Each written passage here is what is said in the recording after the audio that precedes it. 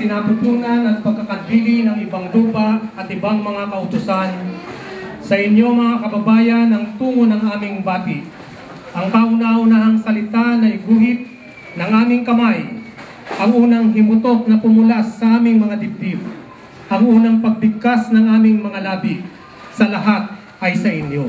Isang matinding pag-ibig sa tinubuang bayan at tunay na pagdaramdam sa pagkaapi at inaabot niyang kadustaan. Kapag karakang narinig naming mga tainga ang inyong mga pagdaing, kapag karakang mapagmalas ng aming mga mata ang inyong pagkaaping walang makatulad at mabangis na kahirapan, agad ng nukal, nakusa sa aming kalooban ang isang banal at dakilang nasa na kayo'y maibangon sa pagkalugmok at pukawin ng inyong puso sa pagkahimbing at malusong, pagkagubiling o maampat kaya ang matinding dagok ng sakit at kalumbayang inyong tinitiis. 300 taong mahigpit na pagtitiis sa bigat ng pamatok ng pagkalibing. Tatlong mahalagang bagay lamang ang kailangan nating alalahanin. Ang tatlong bagay na ito ay ang nagpaliyab sa puso ng ating mga bayani. Katarungan, kalayaan, kapayapaan. Dito sa bahay ng Pio Bautista, bubungkus man ang ulan at tumulo ang aming bubong, bahain man ng estero de Quiapo, sa laulain ng paligiran, kami dito sa bahay ng Pio ay nangangako ipagpatuloy buhayin yaong alaw ng katipunan.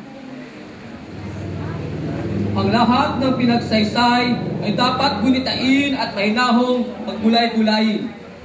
Sapagkat di magaganap at di matitiis ng walang tunay na pag-ibig sa tinubuang lupa, ang tunay na adhikain ipagtangkik ang kagalingan. Ay dapat magkaroon ng lubos na pananalig at kaisipan sa mga layong tinutungo at mga karalang pinaiiral. Inulang may layang lumipad, tulungin mo ay umiigas, bayan pa kaya't sakdal nila, ang ibang nasa makaalpas. Pilipinas mo minumutya, ulat ng luha at balikan.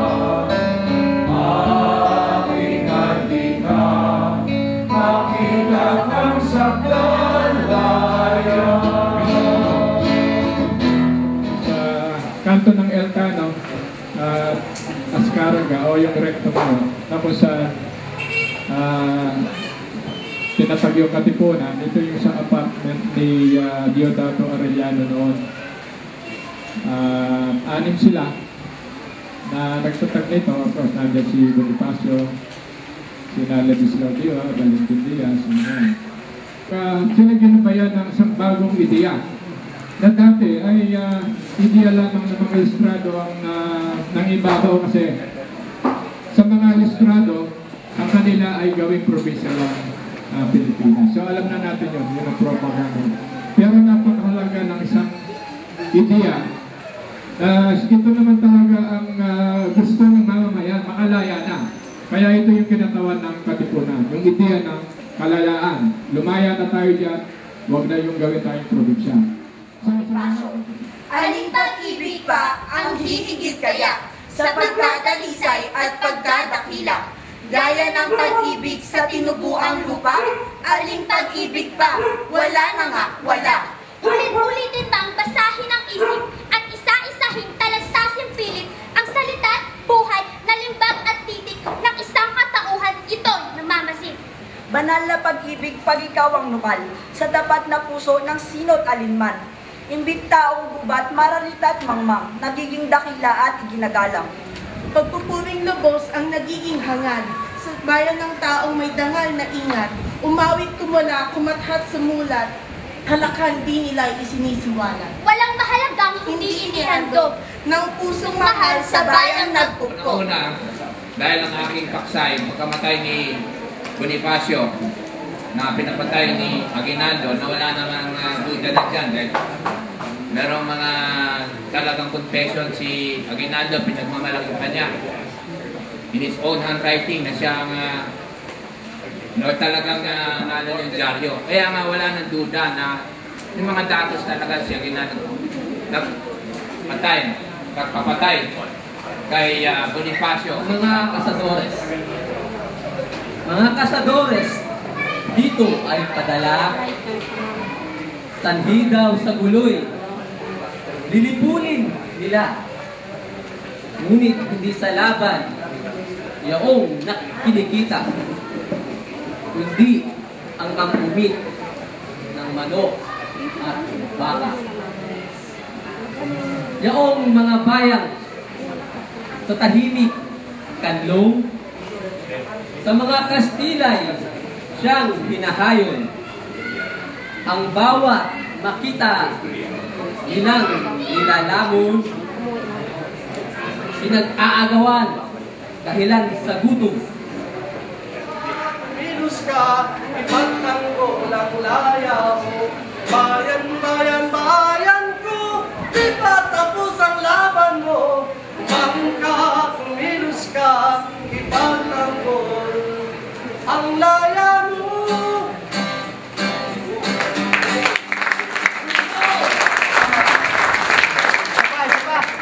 Andrés Bonifacio. Mientras tu voz se alzaba por el dormido polo, en la feroz contienda inmensa y redentora, en la fulgente punta de tu Tagalog-bolo, quedó como una rosa traspasada la aurora. Sembrador de la vida, despacedor del dolo, en los surcos que abriste, la espiga ahora se dora, y para la cosecha hacen tan solo. Quien alguien nos dé las voces y nos señale la hora. Dalas tú desde el fondo de la tierra en que duerme. O diyang ginigiliw na lubos ng dahilan, ang mapahayag ay tanging binanasa.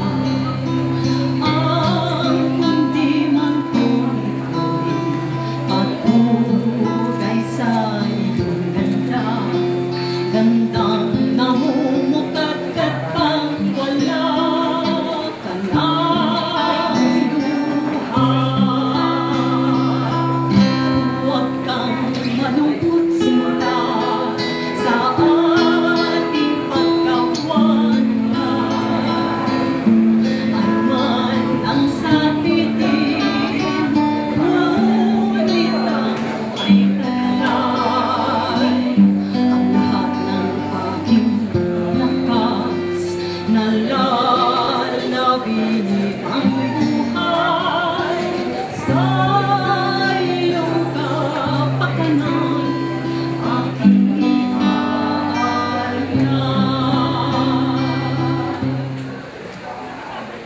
Asawa ni Gloria na nagkaganda ng ating asawa. Oh, bayan ko, may pag-asa. Kung tayo'y magkakaisa, laban sa mapang-abuso, mga fraile, hasyendero. Oh, bayan ko, may pag-asa. Talento at panahon para sa ikariringan ng paggulikha ng ika-150 karawan ni Gat Andres Bonifacio.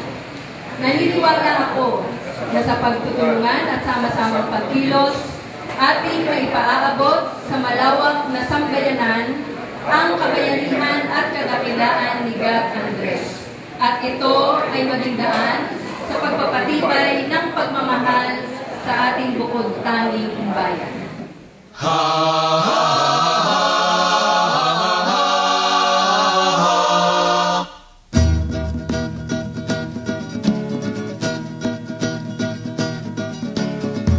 Dakilang pakikibakay nagsimula